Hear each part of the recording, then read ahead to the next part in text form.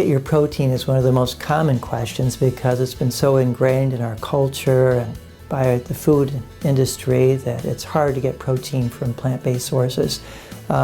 This is simply not true. In fact, I commonly pull out my visual aid, the power plate for patients when they ask this, and I say, okay, fruits, beans, whole grains, and vegetables, which of these are protein foods? And they'll commonly think for a minute and point to the beans and say, well, those, and I say, no, all of them. These are all complete quality protein with all of the 8 essential amino acids, fruits being between 5 and 10%, beans on average between 15 and 25%, the vegetables in the 15 to 25% range, and whole grains between 8 and 15% high quality protein.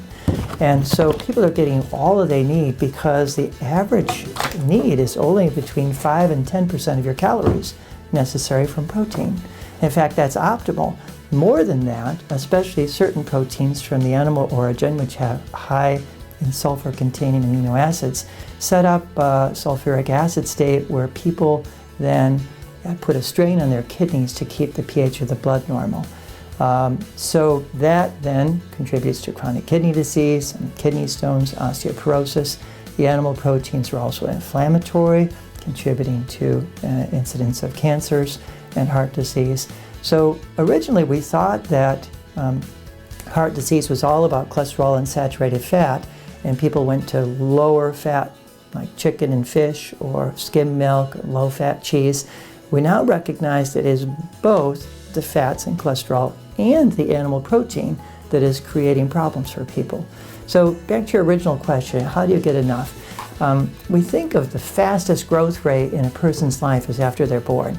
Triple their birth weight in the first year, and breast milk is 6% protein.